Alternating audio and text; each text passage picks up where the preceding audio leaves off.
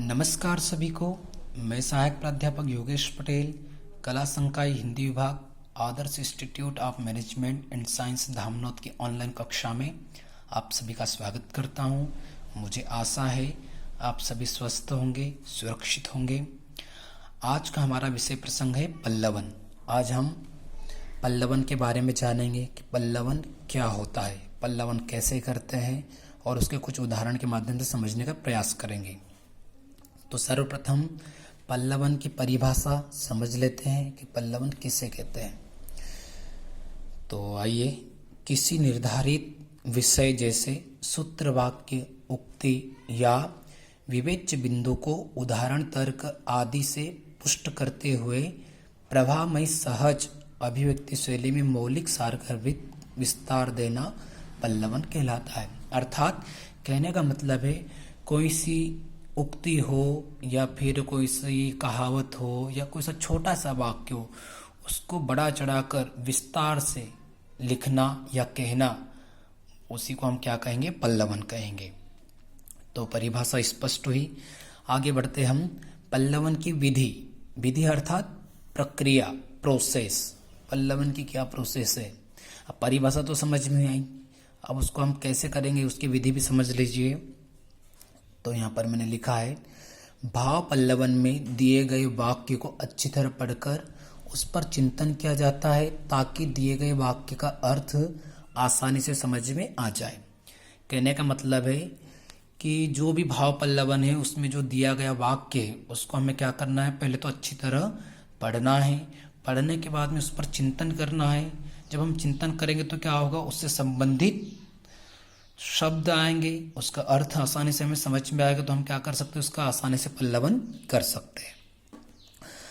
अगला है, विस्तार उसी बात का होना चाहिए जो बात मूल वाक्य में कही गई हो। अर्थात हमें जब पल्लवन करते समय हमें ध्यान रखना है कि हमें उसी बातों का विस्तार करना है जो उसमें मूल वाक्य में कही गई हो, अन्य कोई दूसरी बातें उसमें नहीं जोड़ना है, उससे संबंधित ही लिखना है।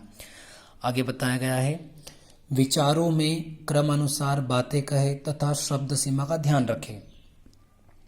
हमें क्या करना है, सीक्वेंस में क्रम अनुसार बात करना है और शब्द सीमा का भी ध्यान रखना है। मतलब जितने में पल्लवन होना है उतने में करना है, न अधिक हो न कम हो।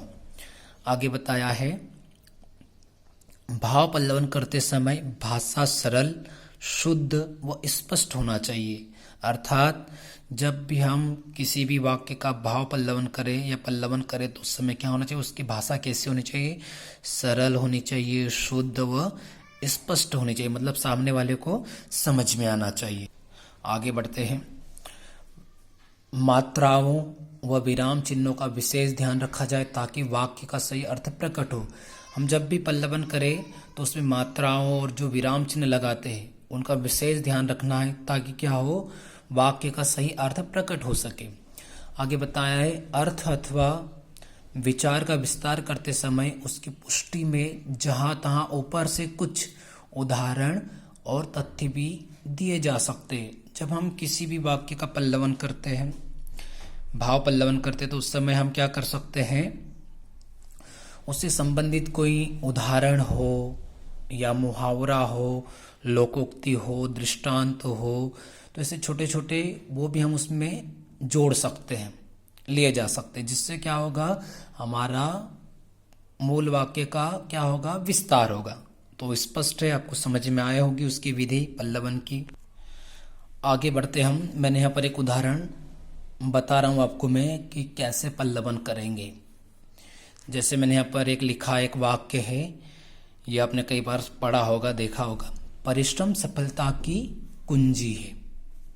अब इसका क्या करना है, हमें पल्लवन करना है। इसको विस्तार से कैसे हम लिख सकते हैं, तो ये मूल वाक्य है, इससे संबंधित ही हमें क्या करना पड़ेगा, इसका पल्लवन करना पड़ेगा। परिश्रम सफलता की कुंजी है। तो देख लीजिए, इसका हम भाव पल्लवन कर रहे हैं। अब मानव जीवन में परिश्रम बहुत आवश्यक है। सही बात है, जो मनुष्य जीवन मिला उसमें क्या है, परिश्रम बहुत आवश्यक है। परिश्रम ही सफलता की कुंजी है। अर्थात हम जब परिश्रम करेंगे तो क्या होंगे, सफल होंगे, क्योंकि परिश्रम ही क्या है, सफलता की कुंजी। कुंजी अर्थात चाबी है।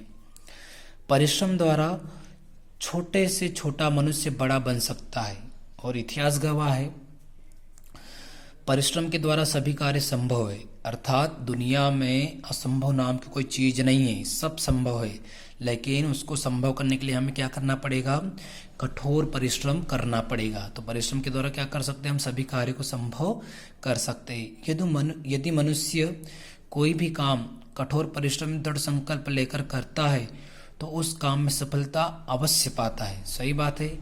यदि आप भी परिश्रम करोगे, कठोर परिश्रम करोगे, दृढ़ संकल्प लेकर कोई भी काम करोगे तो सफलता आपकी कदम चूमेगी। मैं गारंटी के साथ बोल सकता हूँ, डंके की चोट पर बोल सकता हूँ, ताल ठोक कर बोल सकता हूँ कि जीवन में जब हम कठोर परिश्रम करें, दृढ़ संकल्प ले ले तो सफलता कैसे नहीं मिलती, अवश्य मिलती है। जीवन के प्राचीन युग से लेकर आधुनिक युग तक ग्राम नगरों का विकास अनेक उपकरणों एवं मशीनों का शिल्प लेकर वायुयान तक का निर्माण परिश्रम द्वारा ही संभव हुआ है। मतलब छोटी सी माचिस की तीली से लगाकर, कहने का मतलब है छोटी सी माचिस की तीली से लेकर वायुयान तक जितने भी मशीन है या आविष्कार है उनका निर्माण किससे हुआ है, केवल परिश्रम द्वारा ही संभव हुआ है। संसार में मानव अधिक परिश्रम कर अपनी तकदीर बदल सकता है। सही बात है। यहाँ पर हम धीरू भाई अंबानी का उदाहरण ले सकते हैं। एक समय वो भी पेट्रोल पंप पर कार्य करते थे, लेकिन उन्होंने अपने जीवन में परिश्रम करके अपनी तकदीर को क्या कर दिया, बदल दिया। आज वो दुनिया के टॉप धनी व्यक्तियों में गिने जाते हैं। परिश्रम व्यक्ति को दूसरों पर निर्भर रहने की आवश्यकता नहीं होती। जो परिश्रमी व्यक्ति होता है वो दूसरों पर निर्भर नहीं होता, वो खुद वह अपना कार्य स्वयं कर लेता है। यहाँ पर एक और उदाहरण देख सकते हैं हम। किसान भी कड़ी धूप एवं चिलचिलाती गर्मी में कृषि का अत्यधिक परिश्रम करता है और उसी के परिश्रम का फल पूरे संसार को मिलता है। जो किसान है वो भी क्या करता है, दिन रात एक करता है, धूप में काम करता है, ठंड में काम करता है, बारिश में काम करता है, वो कुछ नहीं देखता। और क्या होता है, उसकी परिश्रम जो मेहनत करता है उसका फल पूरे संसार को मिलता है। आज विश्व में साहित्य की जितनी भी सफलता एवं उपलब्धि है वह परिश्रम द्वारा ही संभव हुई है। महाकवि तुलसीदास ने दिन रात परिश्रम कर प्रसिद्ध धार्मिक ग्रंथ रामचरितमानस की रचना की। इसी प्रकार कालिदास ने कठोर परिश्रम द्वारा अभिज्ञान शाकुंतलम की रचना की। इसीलिए कहा गया है, परिश्रम ही सफलता की कुंजी है, जिसके द्वारा सफलता के द्वार के ताले खुलते हैं। तो आप सभी का बहुत बहुत धन्यवाद। मुझे आशा है आज का विषय प्रसंग आप सभी को समझ में आया होगा। मैं आपसे अपील करना चाहूँगा, आप सभी अपने घर में रहेंगे, सुरक्षित रहेंगे और अपने स्वास्थ्य के प्रति जागरूक रहेंगे। बहुत बहुत धन्यवाद। जय हिंद, जय भारत।